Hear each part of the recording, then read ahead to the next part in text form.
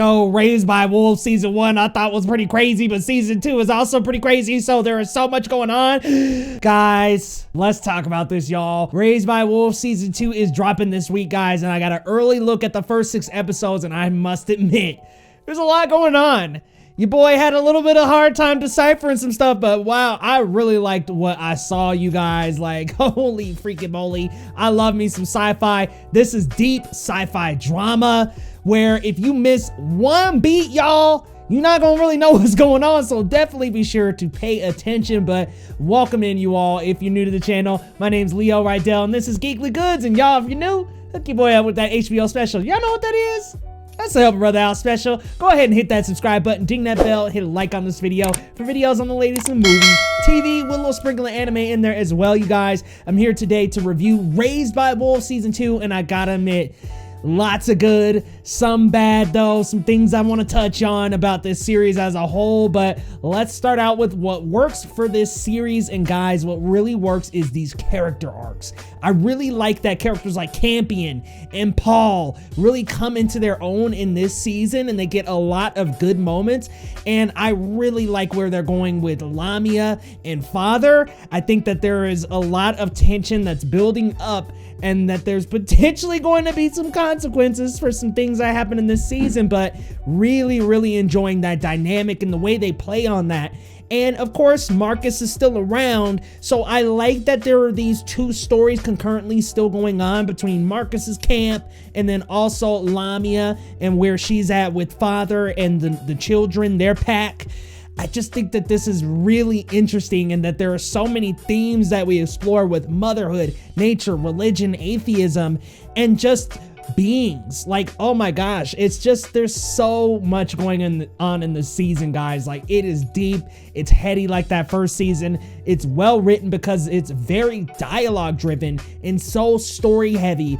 I also really like the arc that Tempest is going on right now. I believe there's a couple more episodes in this season, but I really like Tempest's arc and the arc that she goes on throughout this season, and where we end up with her by episode 6. And wow, the relationship Mother has with these kids, and not only the human ones, that's all I'm gonna say, is absolutely insane. Really explores what's going on in Mother's mental. It really does question the differences between the androids and the humans, and how different are they really. It really kind of puts it into question. Androids can have feelings and emotions too, and I thought season 1 really played on that theme, and season 2 really takes this and expands on it and just does such a fantastic job of presenting this duality here of the androids and the humans coexisting along with the religion and the non-religious. Like, there's just a lot going on, and I really do enjoy some of the things. I mean, I think I just kind of went through a word splatter there with characters, themes, all kind of things that are going on. The visuals in this season are actually pretty decent, I'm gonna assume, because to be honest, in the screeners, like, the visual effects weren't even finished. There's like one scene that's like using, like, you can see the lines, you can see people floating on lines, and I'm like, whoa, okay, this is not finished. So I'm gonna actually have to tune in to see those updated visual effects of some of the episodes. But some of the ones that were more finished looked really good, guys. And per usual, great sound mixing, amazing sound design. I mean, just heady, super beautiful score. I really like these characters and where they're taking them. But I want to get to my biggest problem with Raised by Wolves. I think that it just moves really slow, unfortunately. And I think this season is privy to that. I think season 1 for me just moved a little too slow. And it was just, by the time it got to episode 10, a lot had happened in episode 10 that really was substantial. Episode 9, but there was a lot of middle episodes where it just feels like a lot of dialogue and a lot of heavy things happening without a lot happening in the story. And to be honest, I think that this season makes a similar mistake in that it just feels so heady and heavy sometimes that it makes me question, how is it contributing? But let's go back.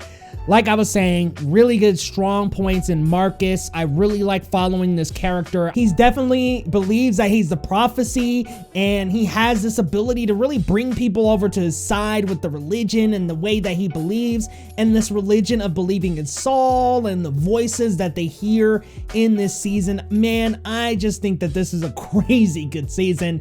And honestly, it's a little tough to really bag everything together because every single episode is pretty long and has a lot of things happening. So definitely with this series, this is one you absolutely have to pay very close attention. But like I said, it plays on themes of motherhood, mother nature, also while playing on themes of like religion, non-religion, and then androids and humans. There's a lot going on with a lot of heavy dialogue. But you also have the kid characters who are the children of Lamia and father. And what I really like about these characters is they're starting to kind of question the way things are. And it's not like they didn't in the last season, I mean, but we finally get to see some of them have some choices here in this season, and I think that it's a really cool uplift of the first season. And I really like Campion's character, where that character's going. I do think that Campion is headed in a really good direction, in that I feel that he potentially could be a leader, but maybe of neither of the factions. I don't want to spoil too much. I just know that I really like that character. I really like Paul because he presents a duality of one of the sides. So I really like Paul, although he kind of had something happen in this season that that's all I'm gonna say, guys. I really like the season of Raised by Wolves for so many different reasons. Characters, even just the dialogue itself, the writing, the sound design, the score, the visuals, the characters. Lamia, really like just how they treat her this season and what's kind of going on with her and father. Again, there's some tension there that they really build on,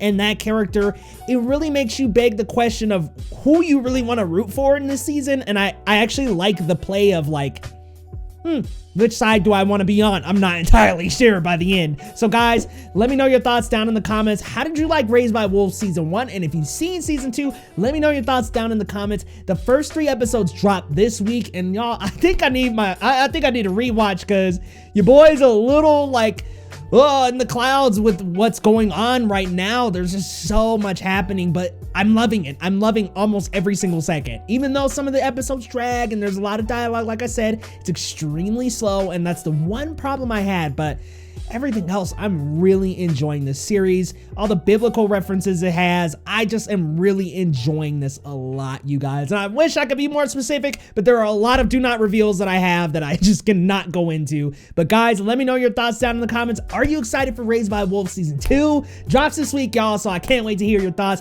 Let's sound off in the comments. And if you're new to the channel, hit that big red subscribe button for your boy. We will see you next time on Geekly Goods.